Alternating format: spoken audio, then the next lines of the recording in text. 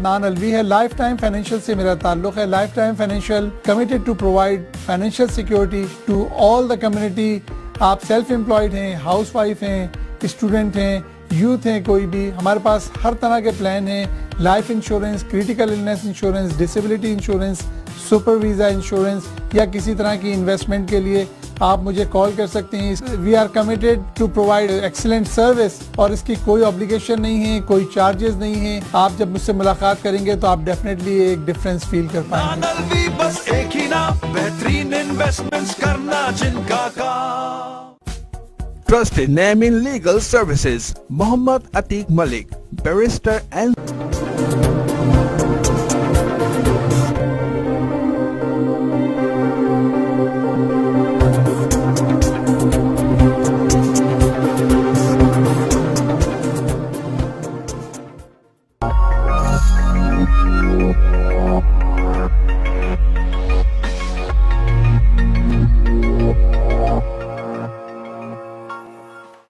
Hello, namaste, assalamualaikum, assalamu alaikum. My name is Farheen Khan and you're watching the Azeeza show. Last week we had a chance to speak to Renee McPhee, who is an artist, spoken word artist and an activist, and she talked, a lot about art and how art was used as a way to engage young people, in particular youth, and her story about gun violence. So today we're actually going to talk to a panel of men who I'm very excited to have on the show. Thank you, Adeel, for being here, and Jovon and Walied. This actual show is very special to us because we've never had an all-men, a male panel. And one of the things that we've been trying to talk about is the fact that, there are good men out there who are doing really great work, and we want to be able to highlight, your work and the work that you're doing to make change, and at the same time discuss, some of the critical issues that are happening in our communities. So right now, as you know, we've been starting to see a lot of gun violence in the city of Toronto. And so for that reason, why don't we start with, perhaps you introducing yourselves so that we can, so the audience knows who you are and how this topic is relevant to you. Do you want to start? Sure. Hello friends, glad to be on the show. My name is Walied Khogali. I'm actually a candidate in the upcoming municipal elections in the city of Toronto, specifically Ward 23, which encompasses St. Jamestown, Cabbagetown, Regent Park. I'm also a community organizer, and supporting our youth is something that I do when it pertains to programs in our communities, but I've also worked diligently when it comes to addressing the systemic causes of gun violence, specifically youth unemployment. And I'm looking forward to having this conversation to make sure that you are part of the conversation while we explore solutions that are community-led. Thank you. Wonderful. My name is Adeel, and I'm one of the co-founders of DeenUP Athletics. DeenUP is, a social enterprise geared towards meshing the discipline of both, the discipline of athletics and, academics. And over the past 5 years, it has evolved into an academy, a fully fledged Toronto Basketball Academy, summer AAU program, bigger than basketball. In these 5 years, I've had an opportunity to work with over 2,000 plus youth, saw over 25 kids that in the last 2 years alone that have went on to, post-secondary education, basketball scholarships. So, that's been my role in kind of, working with youth in the past few years. Wonderful. Hi guys, my name is Jovon Biggart. I'm also one of the co-founders of DeenUP Athletics, also assistant program director and assistant coach at Toronto Basketball Academy and Bigger Than Basketball Club. I've partnered with this guy, Adeel Sahibzada, and a few other individuals to start up a social enterprise, just to piggyback on what Adeel was saying, and work with youth all the way from 13 years up until young adulthood. So we worked with these kids, groomed them, introduced them to society in a way, and pretty much just been a supporting mentor in their lives. So that's pretty much it. Wonderful. Well, welcome to all of you for being, thank you for being here. Pleasure. So what I wanted to talk about, we can just jump right into the discussion. So what are the streets like? Can you maybe describe that for us? It's a good question. I think when it comes to any street, streets are communities, right? There's where families interact. It's also a place where, you know, we're having less public spaces. So what I like to, when people ask me like how are the streets like, it's like having less streets where people are actually interacting and doing work in our community. And you know, when I'm going to talk about my experiences in Regent Park, our community has been impacted by gentrification. So you know, the places that people used to have events or, you know, have changed. There's a lot of change in the community because of rapid development.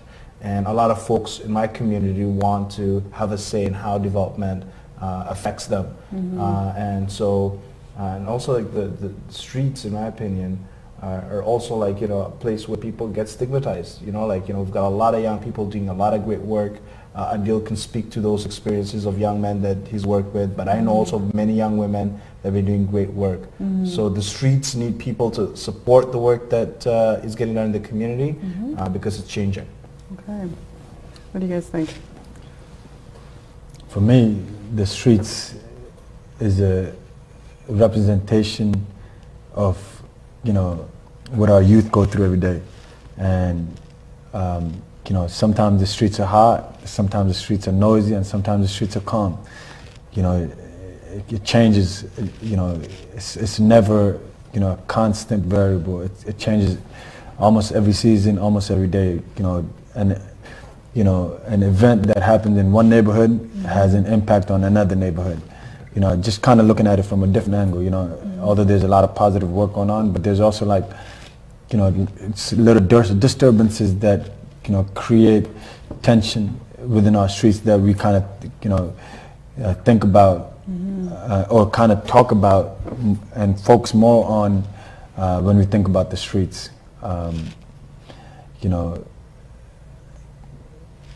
for me, growing up, I lived in the streets. You know, I was on the court every day. I was, you know, I walked fearlessly. You know, it wasn't. It was never. You know, the tension, the feeling we feel today was never like that in the past. You know, it's changed. You know, I'm not sure if I can walk in the streets the same way I used to be able to walk in the streets. Yeah. What do you think, Jovon? For me, you know, the streets is home. Streets is community. But at the same time, the streets can also be, you know, slightly dangerous if, you know, you're not careful. If you're in the wrong neighborhoods at the wrong times, or, you know, if you're not with the right people, so to say. I feel like, you know, for all the chaos that might happen in the streets, it's also beautiful. It's like a dynamic. It's not so bad and it's not so good. And I think, you know, the key is, you know, trying to highlight the good and let that take precedent over what we see in the media, because the media tends to just showcase, you know, the bad things that are going on, and it just overbloats the situation. And really it's not like that, because, you know, the position that I've been, you know, blessed with to coach and help all the young, you know, men that we're able to, you know, help, a lot of them are coming from the streets. And, you know, these are the most beautiful kids ever. You know, if you see them, you know, your first glance, you might be a little intimidated, but once you talk to them, they're beautiful souls. And they're coming from these streets, and they represent the streets. So as much as, you know, we could say, oh, you know, gun violence is happening and, you know, it's a bad thing, you know, a lot of the most beautiful souls and beautiful people are coming from these same streets. And, you know, that's why I like to think of the streets as, you know, even though it could be bad, it's also community, it's also home. And, you know, and it might not be all we know, but it's what we know. Well, and you know, I appreciate the fact that you brought that up, right? That a lot of the students that you, or the young people that you guys are coaching and, you know, encouraging and empowering into, you know, post-secondary education and building a future for themselves is, you know, are actually from these streets, right? So, like, you know, can you talk about, you know, what, like, how close, I mean, maybe give our audience an example of that? Like, how close is this issue to the people that you're talking about? So, for me personally, you know, I've come across a plethora of individuals. You know, we've reached kids who have no money to kids who have, you know, an abundance of money. And, you know, we're able to, you know, get those different groups of kids together to, and to be together and play basketball together and to, have a good time together and also grow up together. And, you get to see the different stories between the kids who have and the kids who don't have. And with the kids who don't have, it's like, we're one day we're giving them bus fare, next day we're taking them out to lunch, and we're doing the little things that, I don't even think about, just, I'm just trying to recollect right now on the things that we do. And, it's, these kids are beautiful. Their stories aren't always the easiest to how do I say, to explain, but like I'll give you an example. So we have this one kid who in grade 8, he had all the potential in the world. He was probably one of the highest ranked players in his age group at the time. And you could see that his upbringing wasn't the most stable. His single parent household, not able to really have that guidance at the home, and that led him to, let's say, not being able to achieve things that a kid who has 2 parents at home would be able to achieve.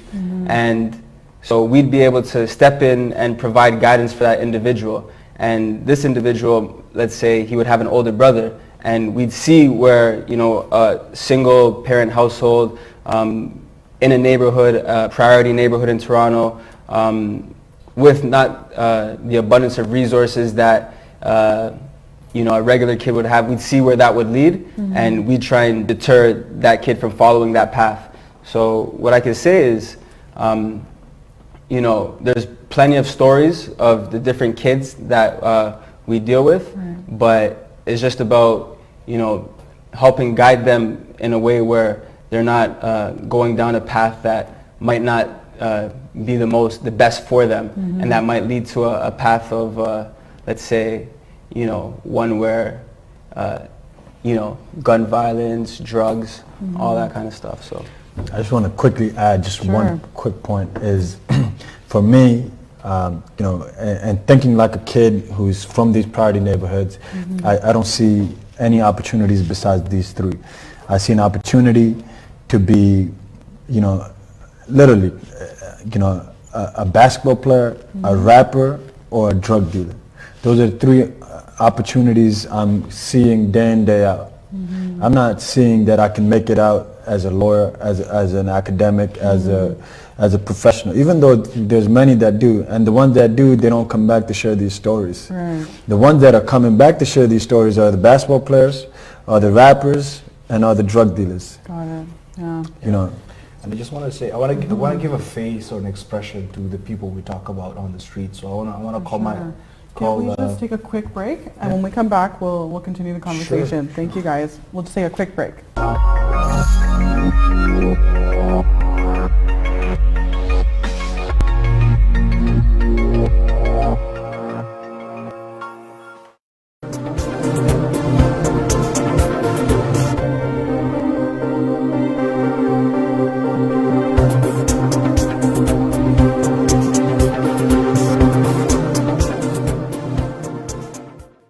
मेरा नाम अदनान अलवी है। Life time financial से मेरा ताल्लुक़ है। Life time financial committed to provide financial security to all the community.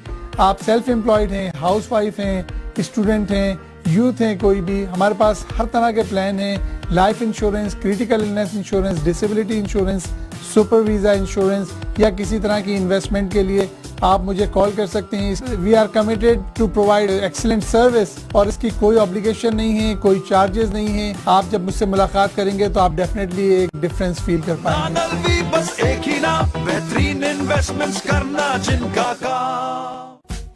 Trusted name in legal services, Muhammad Atiq Malik, barrister and solicitor. If you have real estate closing, any family issue, or you would like to sponsor your loved one, call Muhammad Atiq Malik at 647-726-1949. Conveniently located in Toronto, just north of 401 at Markham Road. For further information, visit maliklawoffice.ca. Malik Law Office is your office. Guardian Maple Drug mart, आपकी अपनी pharmacy जहां तमाम दवाएं, health products, beauty products बहुत ही सस्ती कीमत में दस्तयाब हैं।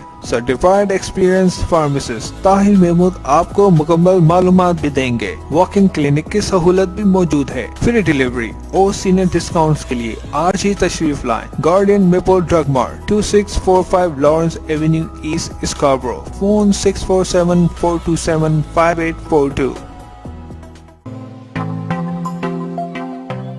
अस्सलाम वालेकुम, मैं Shabahat Ali from Mega Money Exchange. हम तकरीबन 18 साल से मनी ट्रांसफ़र का काम कर रहे हैं। अगर आपको पाकिस्तान पैसे भेजने हैं या मंगवाने हैं तो हमसे रब्ता कायम करें।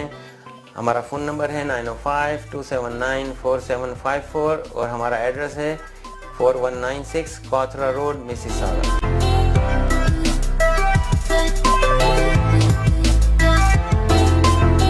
Cell sale sale Vinayak furniture Mississauga location कहां? 2915 Argentia Road, in Mississauga, western church Argentia major intersection. अपनी कम्युनिटी का 15 साल पुराना स्टोर जहां पर बेडरूम सेट मिलता है $499, coffee table $199, mattress $99 only. Furniture से रिलेटेड कोई जरूरत हो पहुंचिए 2915 Argentia Road, in Mississauga. Phone number 9058582667।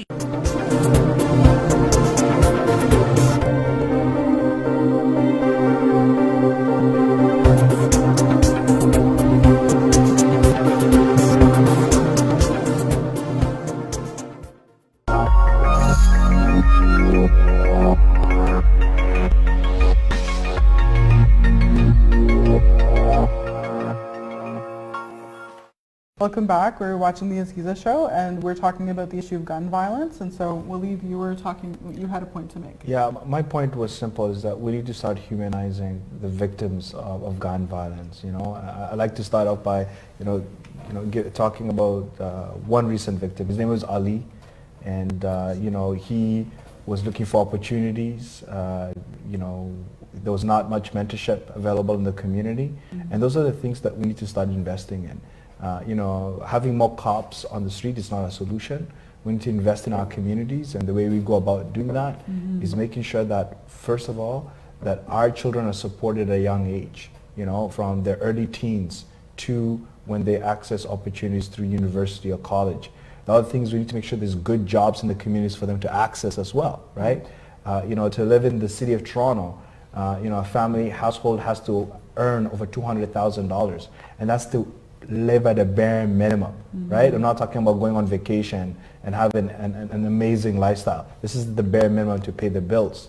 So we need and we deserve good jobs. When I talk to my friends who are advocating for employment opportunities, I'm like, don't advocate just for any job. We need to make sure that we have good jobs, jobs that pay over $100,000 bare minimum, so people can afford to live in their community. And now let's talk about what those opportunities look like for youth and how we can support them access those opportunities. For sure. So how do you feel then about the announcements that's been made in the city of Toronto about the anti-violence funding that's coming out for more programming? What do you feel about that? I feel like we need investment in our communities, putting this type of programming that actually, in my opinion, I don't know how helpful it is, hiring folks to run a program where when youth actually deserve good jobs, right? Like we're talking about opportunities that are available for them, and if we want to improve our not just community safety, but also improve our society, we need to start empowering our youth by making sure they have access to those opportunities. So I'd rather the money go directly to co-op opportunities, actual jobs, actual creation of jobs, so that young men and women know how it feels to earn a living, but also learn financial literacy, which we don't even talk about. And I think we're talking about a lot of the have-nots. And the have-nots, what do they want?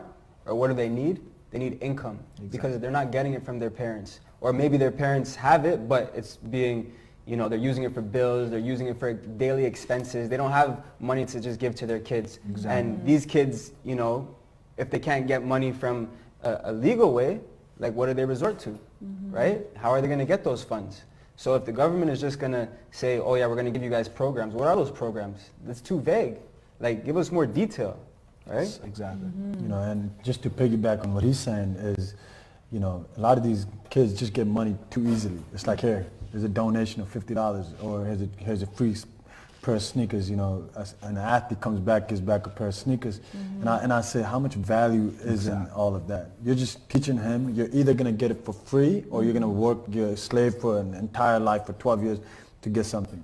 When we know there's more value in earning it. Yeah. There's more value in investing yourself, in investing your emotional, mental, and academic capabilities to get something. Yeah. Right? Exactly. These kids don't Absolutely. value anything that they have.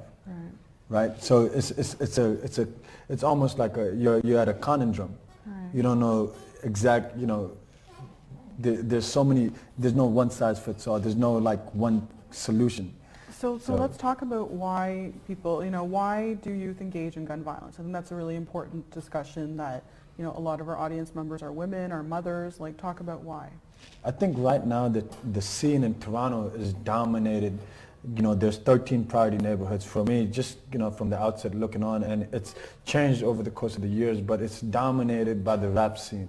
And I think, you know, you're putting your neighborhood, there's different clusters of neighborhoods, there's different clusters of communities who, you know, if you know, this neighborhood is doing really well, there, you know, a lot of it happens on social media. You know, a rapper comes out with a music track, you know, dissing another neighborhood or dissing another artist, and then all of a sudden, you know, on a defensive front, he's doing the same thing, and now you're creating tension between neighborhoods, and, you know, kids who are not involved in any of this rap scene are a byproduct of this violence. You know, you're talking about Ali, that family is really, really close to me, and, you know, yesterday was actually, it's really emotional for me to talk about it. Yesterday was actually exactly a year before he passed away. Yeah. And Ali is one of, and, you know, and I have to talk about Ali for a little bit. He's one of the most beautiful human beings I have ever met. You know, to give you an idea, you know, there's 4 brothers in that family. Ali was the kid that would wake up every day at 5 a.m. That's when his older brother, a younger brother, who's Hassan, they call him top 5, that's when he's, you know, getting ready to go to sleep. Ali's waking up at 5. He goes to work, comes back at 3 o'clock. This one night, a year from today, he was just walking. He was thirsty. He told his mom, I'm thirsty. I'm going to go to the Shoppers Drug Mart down the street. And it was about 11 o'clock. I'm going to go get some water. He went, got some juice. And, you know, the most emotional part about it is he was walking down the street just beside the Shoppers Drug Mart. And he told his mom, you know what, I'm going to walk home tonight. Don't worry, mom's forcing me. I'm coming to get you. And he's like, you know what, I'm going to walk. And before he even got, like, the part that makes me really sad is before he even got to take a sip of the water, or sorry, the juice that he bought, he didn't buy water. You know, there's these youngsters that just drove right past him and they shot at him. And they shot these bullets that, you know, they splinter off into 5 and they hit him in, you know, so many different places. So he was not involved in any of this stuff, and, you know, he gets hit. And his brother, the only thing his brother was crying about was, my brother died thirsty. And, you know, to kind of imagine kind of the pain that you feel, like, my brother was just thirsty. He didn't even get to finish his water bottle or his juice box. And for me, that's so heartbreaking, because immediately the next day, Toronto Star puts out a picture. You know, they found the worst picture. It was like a mug shot of this kid, one of the most beautiful kids I've ever met. And I'm like, you know, this is not the same kid. And then the next day, Toronto Community Housing, instead of telling the family, hey, we're going to honor your son's death by, you know, providing, you know, funeral support, they're telling him, we believe he was involved in violence. It took about a month worth of court cases, legal battles, for them to prove that the kid didn't have a gun, the kid was not involved in anything, and, you know, he was just a byproduct of, you know, the senseless violence that's taking place in our communities. And that really in itself hits home. I'm so sorry. You know, I'm not sure, like, you know, that narrative, part of the narrative that the media portrays in these priority neighborhoods, especially, and vilifies kids of, you know, minority backgrounds, is the part that breaks my heart the most, especially kids that have nothing to do with this. Absolutely. No, I hear you. Wow. Yeah, it's also about the tone. You know, the tone is like, instead of like supporting the victims, of families that have been impacted by this, senseless violence, and it's systemic too. Like, let's talk about it. Things are changing in the streets. Things are changing because even the way we address, sort of drugs is changing. The legalization of marijuana that's just happened, right? You've got a lot of young men who actually could not even access economic opportunities because they had a record. And now you've got, ex-police chiefs who are going to be, benefiting millions of dollars in the legalization of marijuana, right? And then why is that money not going to support communities that have been impacted by that drug trade, right?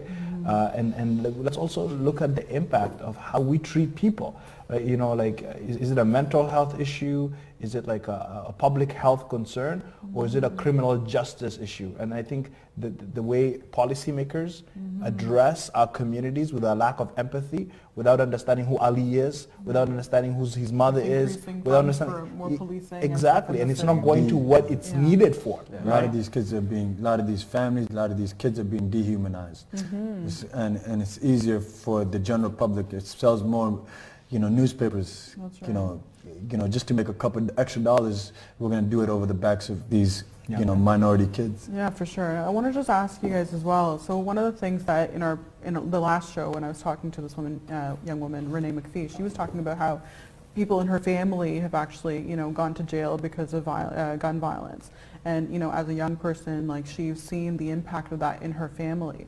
So one of the things she was talking about was that, a lot of times people actually get involved in these things because of a sense of belonging, right? The whole concept of a gang being a family and stuff like that. What do you guys think of that? How do you... The term that I hear about the most, especially in the hood, they call it the hood, is the hood itself has morals, has its own morals. Okay.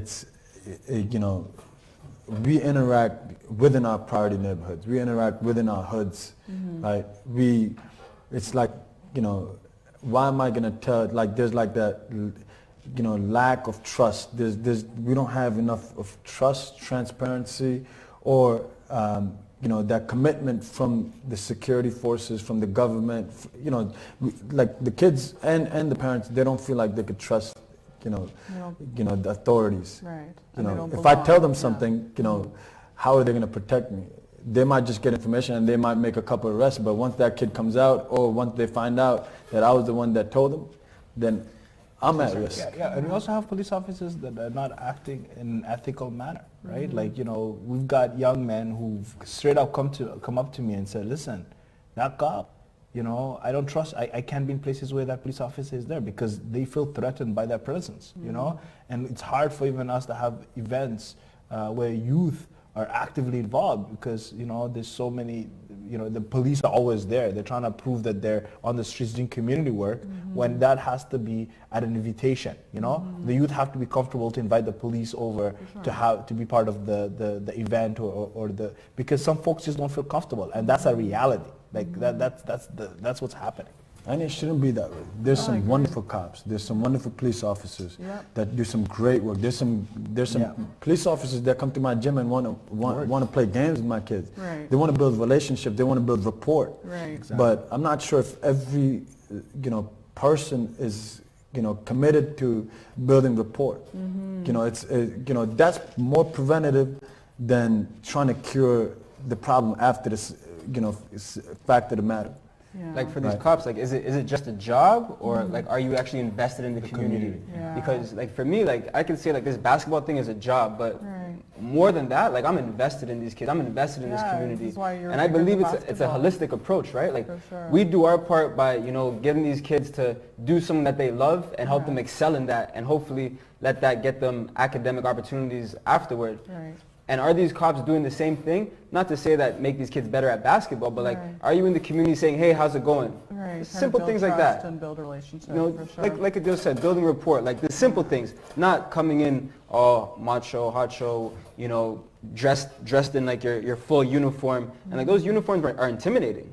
Like I see those uniforms and I'm intimidated. Especially from youth who've come from places where the war, it's traumatic. Like come dressed down. Like you don't have to be in a uniform all the time. Like show the community that, hey, even though I'm a cop, my 9 to 5. Yeah. After that, I'm part of the a regular community. guy just like you. For sure. I'm a regular guy just And like it's you. really simple. You have to get street creds. To get a pass over there, you have to get street creds.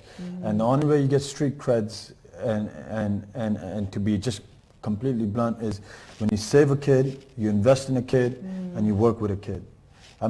Those are the ways you're going to get the trust of a community. For me, for me, to be honest, to be involved in some very volatile communities, I had to, have my entire car broken, and I worked with the kid. Dead serious. Like my windshield was broken. It took me about $1,500 to fix it.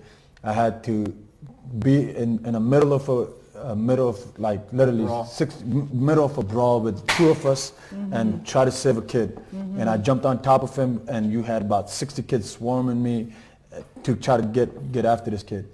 And then the third thing was, create scholarship opportunities for these kids and stay involved in their lives once they get a scholarship. A lot of people, once they get them to school, you're done. There's no more connection. For me, no, this is when our real work starts. Well, exactly. Like what courses are they taking? How are they doing in these courses? Are they passing? And then, because otherwise somebody else is going to do them for them. And the coaches at the next level, for me in basketball, all they care about is he going to be eligible to play for me tomorrow? Right. That's it. They don't care about what he's taking. They don't care if he needs to become a teacher. And the kids don't care. They also care about, are we going to be eligible to play tomorrow? So for me, my role is, can I choose some courses for this kid? Can I create a career path for these kids? I don't know a whole lot, but I know at the very least I can help them become teachers. I can help them become, sound students. I can help them get a degree, and then connect them to resources that I have access to, and hopefully they have a more fruitful future. Wonderful. And they can continue the same path that we're doing, help the next generation. So for sure. Well, you know what? We've run out of time. I want to thank all of you for being here. This was a really great discussion. Please keep doing what you're doing, and check out the websites will be listed as well on the show. So please check it out. Thank you again to our audience, and I look forward to seeing you next week. Take care.